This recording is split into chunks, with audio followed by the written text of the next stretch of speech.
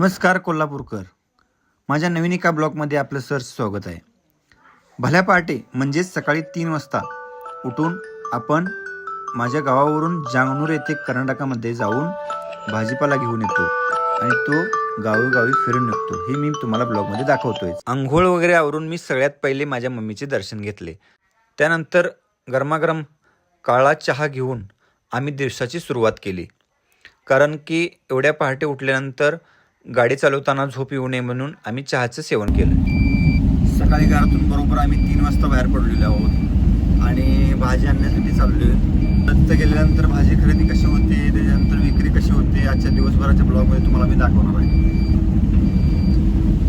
रस्त्याला कोणीही नाही, शांत वातावरण आहे. हे बघा, एवढ्या सकाळी म्हणजे पहाटे 3 वाजता रस्त्यावरती कोणीही नव्हतं आणि पण सोबतीला होता तो पाऊस रात्रभर सुरूच होता. त्यामुळे आम्हाला पावसाची साथ जवळजवळ आम्ही जागेवर पोचेपर्यंत लाभली. हळूहळू आम्ही मार्केटच्या दिशेने जात होतो. आम्ही सकाळी 3 वाजता बारातून बाहेर पडल्यानंतर संकेश्वरमध्ये बरोबर 5:20 पोचलो आहे. चहाचा पाठीमागे एक स्टॉप आहे. दररोज आम्ही इथं आल्यानंतर चहा घेतोय आणि मगच पुढे जातोय. सेंद्रिय गुळापासून बनवलेला हा चहा आम्ही आल्याबरोबर तयार असतोय. काका ते चहा बनवून किटलीमध्ये ओततात आणि कस्टमरला योग्य सर्व्हिस देतात. तो चहा मी, मम्मी आणि आमचे सहकारी मामा या तिघांनीही घेऊन एक प्रकारे रिफ्रेश म्हणजे ताजे तवाने झालो. भल्या पहाटे एवढा सुंदर चहा आणि पुढची कामं ऑटोमॅटिक होत. किशोर मार्केटमध्ये पोचलो आहोत. इथं टॅमॅटोची विक्रीसाठी शेतकरी आहेत बघा. हे प्युअर शेतकरी आहेत. 5 बॅग टॅमॅटो घेऊन आले आहेत. मार्केटमध्ये अजून शेतकरी जास्त आलेले नाहीत. इथे एक टॅमॅटोचा बोलेरो पिकअप भरून लावला आहे. त्याचबरोबर गाळ्यातल्या व्यापाऱ्यांनी आपले साहित्य मांडून ठेवलेलं आहे. पण मार्केटमध्ये अजून जास्त रहदारी किंवा जास्त लोक आलेले नाहीत.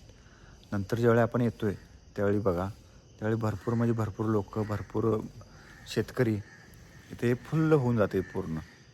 बघा, शेतकरी असं पाठीमागं आपले माल भरून घेऊन आलेले आहेत. कोबीस, भेंडी, फ्लावर, पुढं गाडी आणि त्या गाडीला असा गाडा तयार केलेला असतोय. शेतकरी आता हळूहळू यायला सुरुवात झाली. माल खरेदीला सुरुवात झालेली आहे. टॅमॅटोपासून सुरुवात झाली. आज गाड्या इकडे अशा लावायला लागतात लांब आणि मालाची गटली आणून इकडे वडायला लागतात. हे बघा, मम्मी घेऊन यायला. भल्या पहाटे शेतकरी सर्व माल घेऊन मार्केटमध्ये आले आणि आम्ही त्यांच्याकडून माल हळूहळू घ्यायला सुरुवात. तिथून आम्ही ठीक 6 वाजता 45 किलोमीटर लांब असलेल्या जांगनूर या मार्केटला जातो. कारण की तिथे कर्नाटकमधील भरपूर शेतकरी येतात आणि माल भरपूर मिळतो.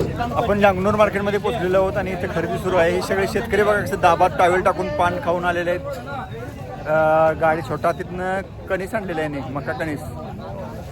पाठीमागं इकडे कोबीस आहे, या साईडला मेथी आहे, त्याचबरोबर इकडं पण कणीस आहे. भरपूर प्रकारचे शेतकरी सगळे हे माल घेऊन आलेले आहेत. कशी गडबड सुरू आहे बघा. सगळ्या व्यापाऱ्यांची फक्त गडबड सुरू आहे. माल एकदाच घेऊन मला बाजारात पोचायचा, एवढंच टार्गेट आहे. आणि फायनली आम्हाला सगळा माल मिळाला आणि गाडी आम्ही बांधलेली आहे. आणि गाडी बांधून आम्ही आता आमच्या गावाकडे रवाना होणार आहे. भाजीपाल्याची मांडणी करून आम्ही पुढील गावात आलो आहे. आज सकाळी 3 वाजता घरातून बाहेर पडल्यानंतर आपण दिवसभर भाजीपाला खरेदी कसा केला हे तुम्हाला दाखवलं आहे. त्यानंतर आता भाजी विक्री करत असताना रात्र झाली. अजून आम्हाला कमीत कमी घरी जायला 10:30 ते 11:15 वाजणार आहे. भाजी विक्री सुरूच आहे. आज बारवे गावात आहोत आणि पाठीमागे विठ्ठल रखुमाई मंदिरमध्ये दर्शन घ्यायसाठी गेलतो. आज आषाढी एकादशी आहे. भजनाचा आवाज तुम्हाला यायच लागला आहे बघा. आणि ह्या साईडला आपल्या भाजीचा व्यवसाय, पाऊस सुरू आहे आणि लोक आपल्याला भाजी घेऊन सहकार्य करा. येथे आपण आहोत बारवे येथे आपण आहोत आणि जवळजवळ 10:30 वाजल्यात.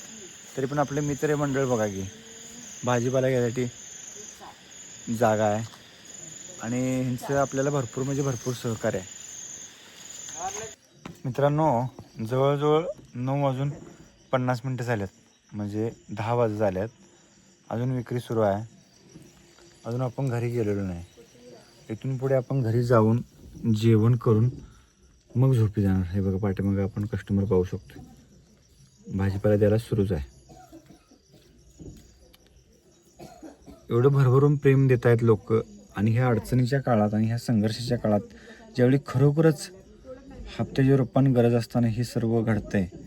मी देवाची पण आभार आहे आणि देवासारख्या माणसांची पण आभार आहे. माझ्या आयुष्याला हे सर्वजण सपोर्ट करतायत. तुम्ही पण लाईक, शेअर आणि फॉलो करून मला सपोर्ट करा आणि माझी जर्नी नक्की पहा.